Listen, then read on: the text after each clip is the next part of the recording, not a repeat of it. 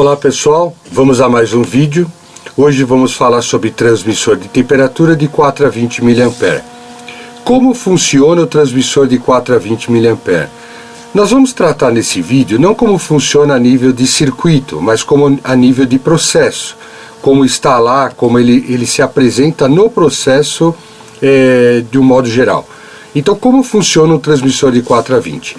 Eu fiz aqui um esqueminha, aqui do lado, onde eu tenho representado aqui um transmissor, V- e V+ é alimentação. Aqui eu tenho os terminais B-, B+ e A, onde eu posso colocar uma termorresistência ou um termopar, por isso que aqui é polarizado e aqui não.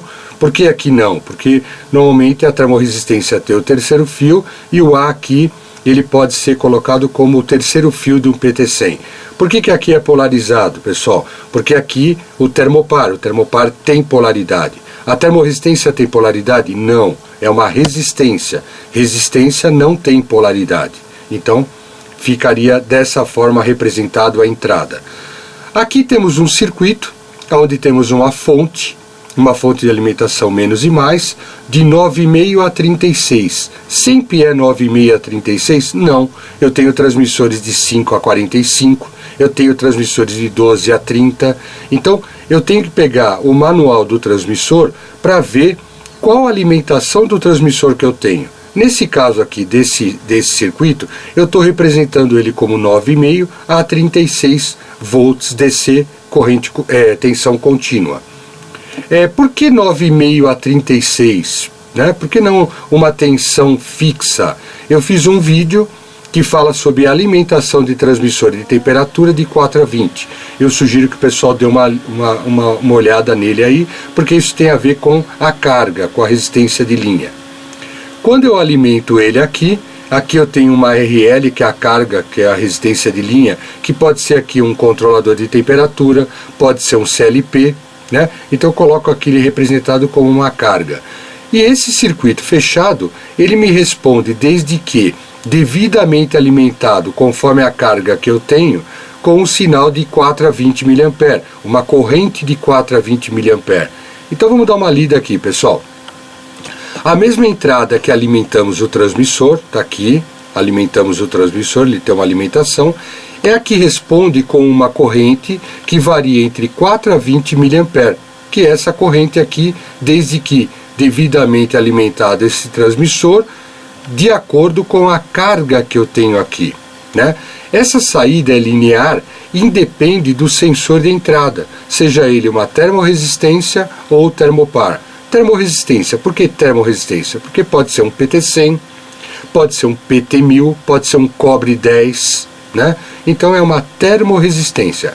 Ele aceita qualquer coisa, qualquer tipo de termopar? Novamente, precisa pegar o manual para dar uma olhada no manual e ver quais os tipos de sensores que esse transmissor ele pode receber e pode converter em sinal de 4 a 20 mA.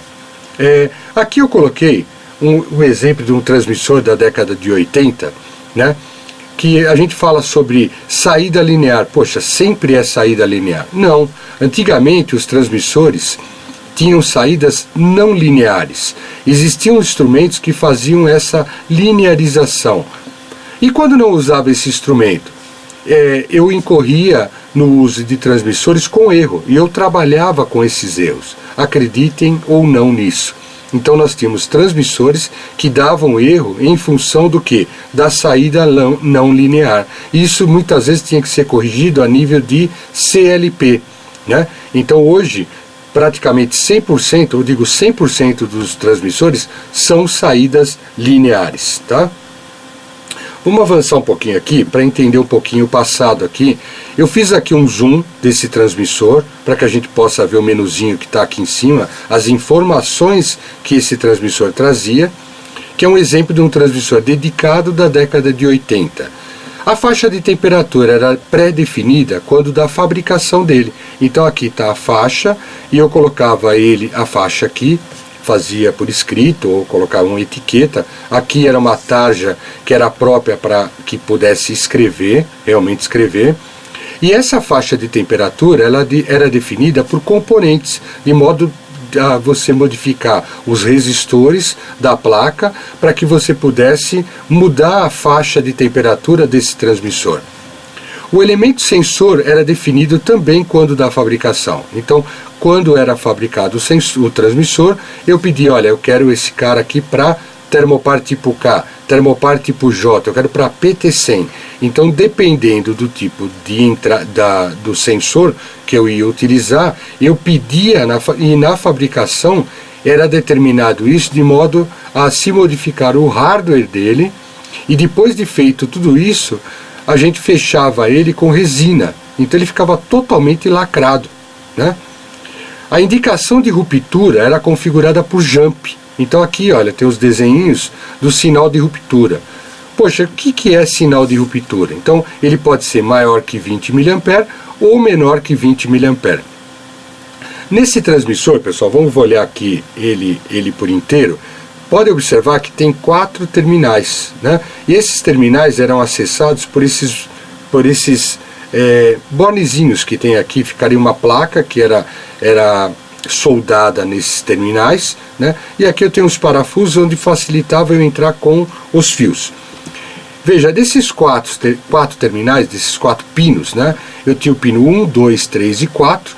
Se eu quisesse ter um sinal de ruptura maior que 20 mA, eu ligava o termopar em 4 e 2 e o 3 em 1 fazia um jump, né? E se eu quisesse ligar em menos para um sinal de ruptura de menor que 4 mA, eu fazia um jump em 4 em 2, ao invés de ligar o termopar aqui, fazia um jump e ligava o termopar, o sensor, em 3 em 1, né? E eu teria menor que 4 mA. Mas o que é sinal de ruptura? Isso tem a ver, pessoal, quando eu tenho um rompimento do sensor no processo. Então, vamos supor que o sensor abriu, o cabo abriu, né? Então, o que ele vai me indicar no aparelho? Se eu fizer essa configuração, o sinal de uma ruptura vai indicar maior que 20 mA, ou seja, final de escala. Nesse caso de configuração, né, se houver uma ruptura do cabo do transmissor, né, na linha, o transmissor ele vai indicar um sinal menor que 4 mA, ou seja, o aparelho vai indicar início de escala. Isso é o sinal de ruptura. Uma outra observação é que na fabricação esses transmissores sofriam um processo de envelhecimento dos componentes para que depois de selado não apresentasse erros de leitura. Como é que era feito esse envelhecimento? Era colocado o circuito dentro de um forno, né, de uma estufa, a uma certa temperatura e a um certo tempo. Essa temperatura e esse tempo, eles faziam com que os componentes sofressem um desgaste, como se ele tivesse sofrendo um envelhecimento.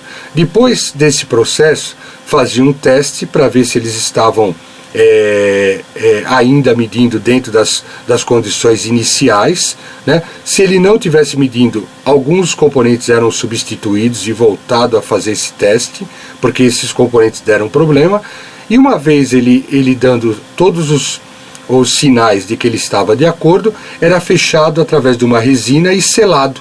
Então você pode ver que esse transmissor ele não tem qualquer tipo de entrada para software, para spam, zero spam, o trimpote lá para ajustar a faixa, não, ele era totalmente vedado. Na época também existia os com ajuste de spam, esse aqui era totalmente blindado, tá certo? Hoje, pessoal, 100% dos transmissores têm saídas lineares, ok?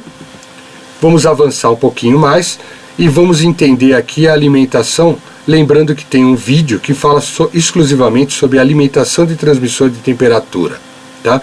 Aqui eu tenho a carga RL e como que funciona aqui a alimentação. Eu dei 3 exemplos, colocando aqui, por exemplo, a alimentação de 9,5. Vamos tomar como exemplo esse transmissor. Eu olhei no manual e vi que a faixa de temperatura dele é de 9,5 a 36 e eu estou pegando a menor tensão que ele está indicado no manual, que é a alimentação dele. Poderia ser de 5 a 45? Poderia, então a alimentação menor seria 5 nesse caso.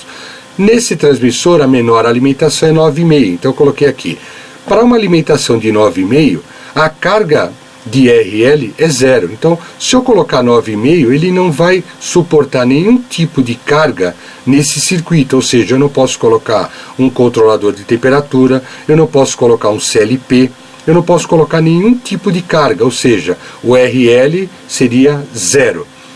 Se eu alimentar com 12 VCC, né, 12 tensão contínua, a carga, de acordo com os cálculos, de RL seria 113,64 ohms. Então eu poderia colocar uma carga que fosse menor do que esses 113,64 ohms, e aí ele poderia criar essa corrente de 4 a 20 mA e ele funcionaria normalmente.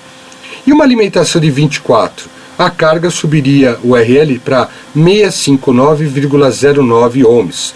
Esses cálculos, pessoal, tá nesse vídeo aqui. Aí ensina a fazer o cálculo lá, tá? 659,09 ohms. Então eu poderia colocar uma carga RL, colocar um CLP, poderia colocar um indicador, eu poderia colocar alguns tipos de cargas aqui, ou tipos diferentes de aparelhos, de instrumentos, que na somatória das cargas fosse menor do que 65909. Talvez esse aqui ele possa receber um tipo de carga só. Por exemplo, um CLP, a gente meio que determina que o RL é mais ou menos 100 ohms. Então aqui eu conseguiria colocar para 12 VCC um CLP e nada mais. Então se eu aumentar a tensão de alimentação, eu consigo colocar aqui um CLP, colocar um indicador controlador, eu consigo ter outras cargas na linha, tá certo?